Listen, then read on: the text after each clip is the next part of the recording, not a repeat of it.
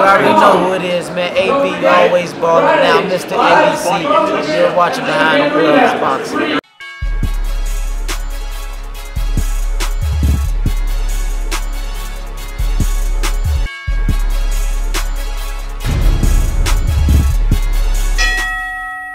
So, who do you want to fight next? Who would I like him to fight next? Danny Garcia. Then Lucas Matisse, and then move on up to 47 and let's get it up there. What did you tell him in the corner? What went on in the corner during the fight? What went on in the corner? We had a good time in the corner. I just basically told him, you know, all along, we wanted Danny to commit, which he did. And all along, I knew that if it came to skill for skill, inside work, I knew that Lamont would be the better fighter inside. And once they traded blows, I don't know if it was a body shot or hook or whatever, his eyes told me all I needed to know. I saw doubt. And that's when I told Lamont, control aggression, hunt him down behind the jab, get to him, and I definitely need the 11th and the 12th round. Why wasn't he sitting down between rounds? Is that like some sort of like kind of arrogance, say I'm good, I'm in shape, I don't have to sit down on the stool? If you think about boxing, right, as a whole, in the gym when they spar, do they sit down? They don't. They don't never sit down. And a lot of times, when you do sit down, you give your legs time to relax. And it's hard as hell getting back up off the stool again. Throughout Lamont and his brother's amateur career, if you go back to the footage, very rare do you see them sit down on the stool. So that's something, I didn't tell him to do it.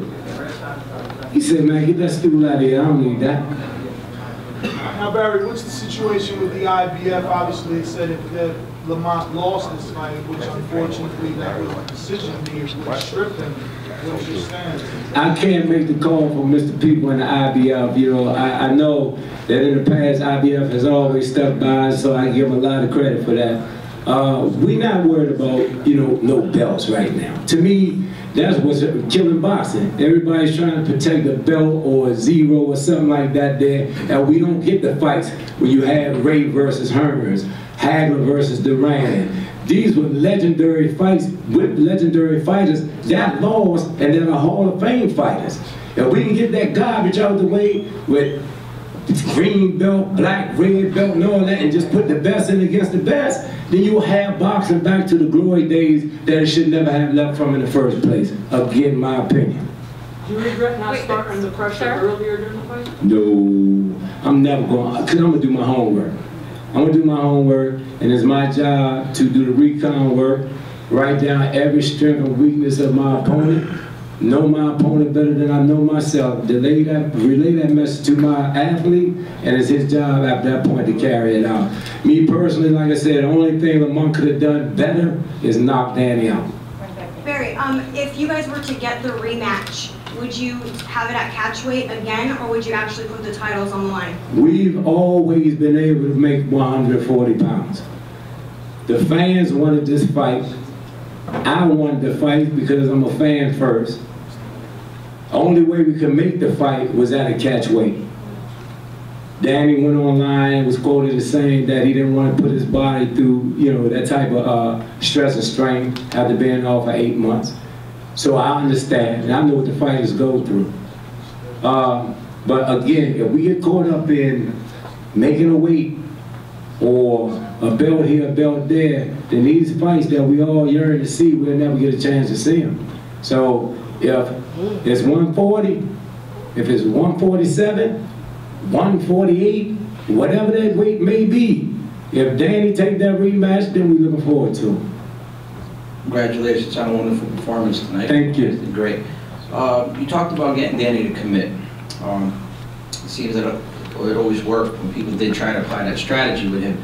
My question is, was your game plan with the lateral movement? Was that part of the game plan? It was side to side, yes. It was side to side movement. A lot of it was, you know, reverse and field. I never wanted him to get a chance to set his feet. Because if you look at Danny Garcia and Kendall Hope, they got a knack of getting you in an exchange and throw a wide shot and catch you and put you out.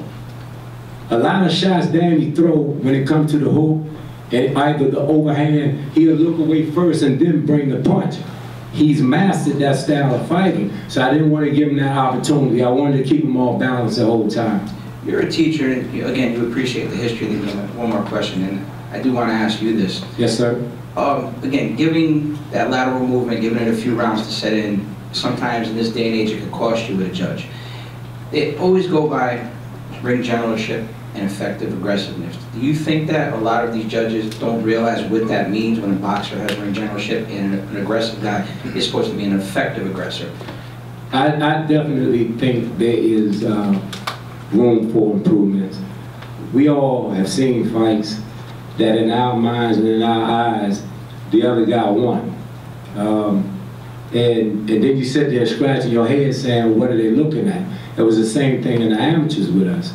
The only thing that I think that we all need to do in order to make a better fight, I need to be a better trainer, better teacher. And in order to judge fights better, I think the officials need to be better judges.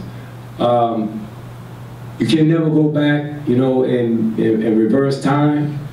If that could happen, then all of us go back and change something in our life.